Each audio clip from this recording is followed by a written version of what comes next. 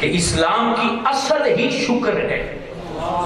کبھی آپ نے سوچا ہے نماز ہم کیوں پڑھتے ہیں؟ کبھی آپ نے سوچا ہے روزہ کیوں رکھتے ہیں؟ کبھی آپ نے سوچا ہے حج کیوں کرتے ہیں؟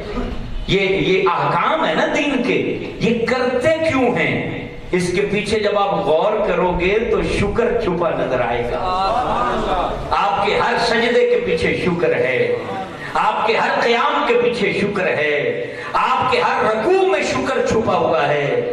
میرے دوستوں، میرے بزرگوں، یہ نمازیں ہمیں شکر سکھاتی ہیں۔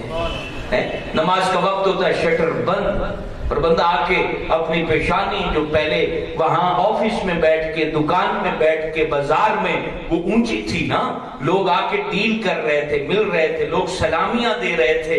اس کے بعد نماز کا ٹائم ہوتا ہے، سب کچھ بند کر کے وہ سجدے میں بندہ مومن سر رکھ کے گویا کہ کہہ رہا ہوتا ہے، اے اللہ تیرا شکر ہے، اے اللہ تیرا شکر ہے۔ میرے دوستو، نماز صرف شکرانے کے لیے ہے، اللہ کا شکر بجا لانے کے لیے ہے۔ اسی طرح روزہ شکر کے لیے ہے کہ پورا سال اے اللہ تیری نعمتوں سے لطف اندوز ہوئے ہیں، اب تیرے محبوب نے کہا ہے کہ یہ مہینہ روزہ رکھنا ہے تو میں نے ان نعمتوں سے ہاتھ اٹھا لیا ہے دن کے وقت، تو یہ شکر کے لیے ہے۔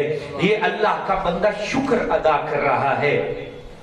جب حج پر جاتا ہے، کیونکہ پیسے زیادہ آ جائیں تو حج ہے نا، کم پیسوں پر تو حج نہیں ہے، تو اس وقت جب بندہ کعبہ کا طواف کر رہا ہوتا ہے، اس کا ہر قدم رب کا شکر ادا کر رہا ہوتا ہے۔ مولا میں تو کمزور تھا، میں تو غریب تھا، میں تو نکارا تھا، میرے پاس تو کچھ نہیں تھا، اے پیارے پاک پروردگار تو نے یہ ساری صلاحیتیں عطا کی ہیں، اور میں تیرے کعبے کا طواف کر رہا ہوں، میں عرفات کے میدان میں جا رہا ہوں، میں مینا کے اور مزدلفہ کی بہاریں لوٹ رہا ہوں، تو یہ ساری عبادت میرے دوستو یہ شکر کے گرد گھومتی ہے۔